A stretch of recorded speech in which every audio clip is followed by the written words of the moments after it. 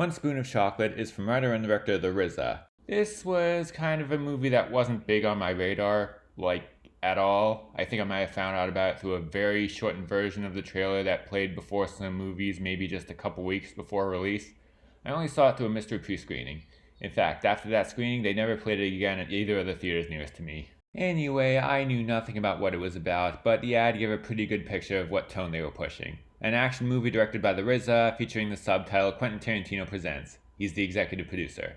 And seemingly endless shots of Shameik Moore kicking ass. Well, most of this movie is nothing like that. In fact, if I'd seen any of the full trailers and went to go see it willingly and with full knowledge of what they sold it as, I'd be pissed that I went to see a fun action grindhouse tribute and instead got something where the vast majority is basically the exact opposite of fun. It opens by saying it's based on a true story. Throughout its over-the-top climax, I was thinking they were probably exaggerating some stuff to make a more romanticized account of what happened.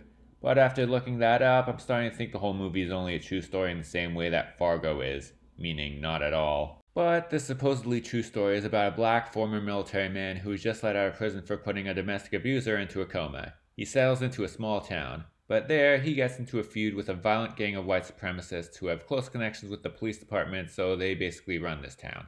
Yeah, 2 hours of a black man killing white supremacists. The perfect set for a blaxploitation movie. An angry movie, but a fun kind of anger, like a Wu-Tang Clan album. Except once again, this isn't that. I guess it's probably still a blaxploitation movie, but not in a fun way. For the vast majority of the movie, it plays this concept completely serious with very little, if any, action or catharsis. It's almost 2 hours of black people being harassed by racists. Doesn't that sound like popcorn entertainment? And it's a lot more disturbing than anybody would reasonably expect from a movie like this. It's essentially a drama about racism that's just unrelenting in its bleakness and cruelty. This movie's full of anger and knows how to make the audience feel that anger too. A few moments can come across as corny, including a romantic subplot, but those are mostly overshadowed by how effective it is at showing racism for the horror that it is. Until the final sequence, which is the moment of catharsis that actually feels like the movie that was advertised. And in contrast, this is a lot of fun. It's a little more John Wick than the traditional kung fu movies that have been RZA and the Wu-Tang Clan's image, but that doesn't appear to be much of an issue for him. It's brutal and a little over the top at times. It's everything you want in a movie like this. Grindhouse thrills worthy of the title of Quentin Tarantino Presents. There's only one thing better than watching a bunch of bad guys get killed, and that's watching a bunch of racist bad guys get killed. Basically the thought process of whoever invented Nazi zombies. Nobody can feel for these guys because they're already dead.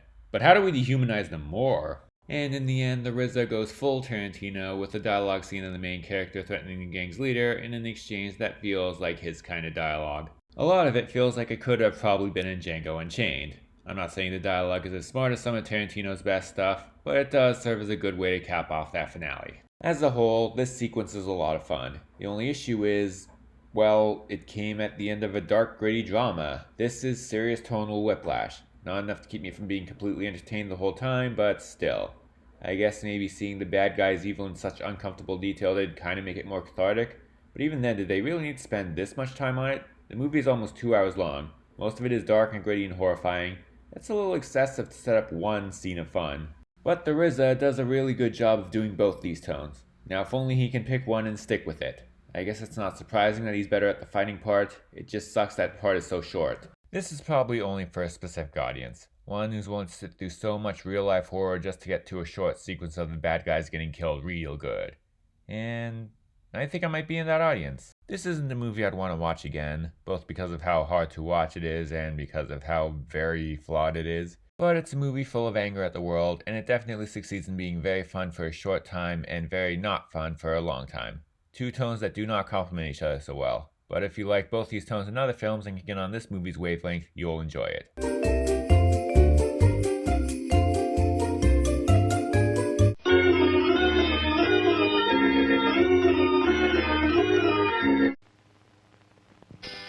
Notice when you're making up some quick, you stir until it's rich and thick. You hate to take that first little sip, 'cause you know it'll be gone in a zip. It's so rich and thick and chocolate that you can't drink it slow. If it's quick, no dolio. That's the saddest sound I know.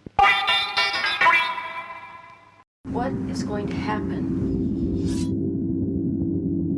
I only have a few days left before they catch me.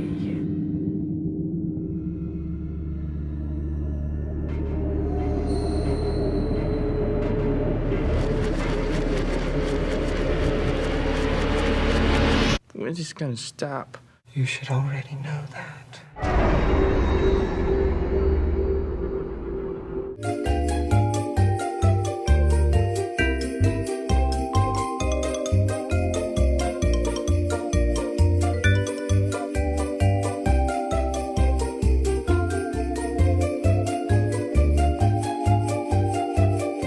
Hokum is from writer and director Damien McCarthy, known for Caveat and Oddity. It stars Adam Scott as an American horror writer who goes to scatter his parents' ashes in an Irish hotel that they really enjoyed when they were alive. But then one of the hotel staff goes missing and he is drawn in to investigate what happens.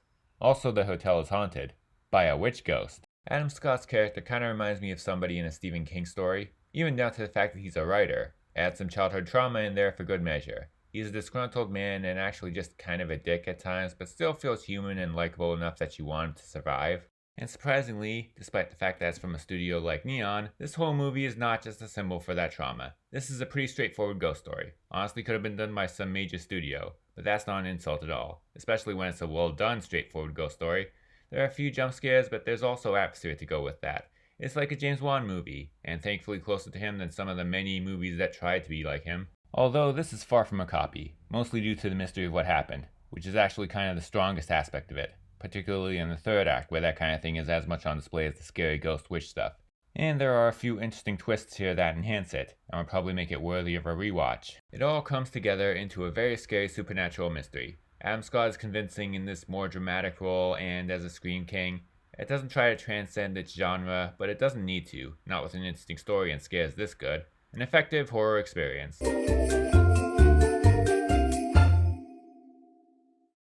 Please support my Patreon, link in the description.